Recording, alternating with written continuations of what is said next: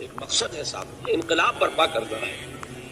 ایک کوشش ناکام ہو جائے کوئی پرواہ نہیں، نیکسٹ پھر تیار رہو ناکامی کے لیے. ایسا نہ ہو جو انگریزی میں کہتے ہیں hope for the best but be prepared for the worst. ایسا نہ ہو کہ دوسری مرتبہ ناکام ہو کے بددل ہو جاؤ، تمہاری ہمتیں جواب دے جائیں. نہیں، پہلے سے تیار رہو کہ دوسری مرتبہ بھی ناکامی آئے تو آئے، لیکن جب تک کہ کامیابی حاصل نہیں ہوتی ہمیں یہ کام کیے تھے. دیکھیے سیرت میں آیا کہ نہیں یہ واقعہ. بدر میں مسلمانوں کو فتح ہوئی تو احد میں زک پہنچی کہ نہیں؟ 70 صحابہ شہید ہوئے کہ نہیں؟ اگر ان کی ہمتیں جواب دے جاتی تو گاڑی کیسے چلتی آگے؟ تو فرمایا وَلَنَبْلُوَنَّكُمْ بِشَيْءٍ مِّنَ الْخَوْفِ وَالْجُوعِ وَنَقْصٍ مِّنَ الْأَمْوَالِ وَالْأَنفُسِ وَالثَّمَرَاتِ.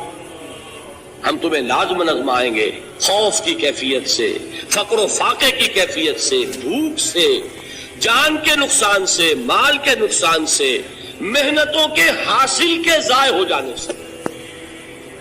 وَبَشِّرِ الصَّابِرِينَ، اور اے نبی بشارت دیجئے صبر کرنے والوں کو.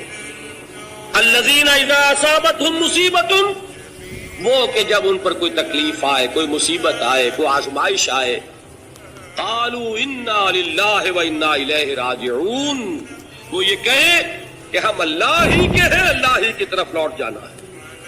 یہ وہی انداز ہے جو میں نے فارسی کا شعر سنایا تھا آپ کو کہ سرے تسلیم خم ہے جو مزاج یار میں آئے. وہ ہمارا مولا ہے، ہمارا آقا ہے، اگر اسے یہی منظور ہے تو ہمیں بھی یہی منظور ہے. میں نے تسلیم و رضا کی بات کی تھی نا، آپ کو کچھ شعر سنائے تھے. ایک شعر اور سنیے، اور یہ کس کا ہے؟ محمد علی جوہر کا. ایک مرتبہ جیل گئے، ان کی ایک بیٹی جوان بیمار ہوئی، فوت ہو گئی. باہر چھوڑا انگریز نے، جاؤ بھائی دفن کر دو بیٹی کو. دوسری مرتبہ جیل گئے، دوسری جوان بیٹی اسی مرض میں مبتلا ہوئی. اب یہ جیل میں ہے، خبر پہنچی کہ دوسری بیٹی کے اوپر بھی اسی مرض کا حملہ ہوا.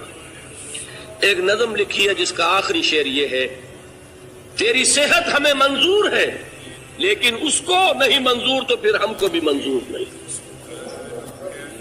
یہ ہے، جب تک یہ کیفیت نہ ہو اس میدان میں آدمی ثابت قدم نہیں رہ سکتا.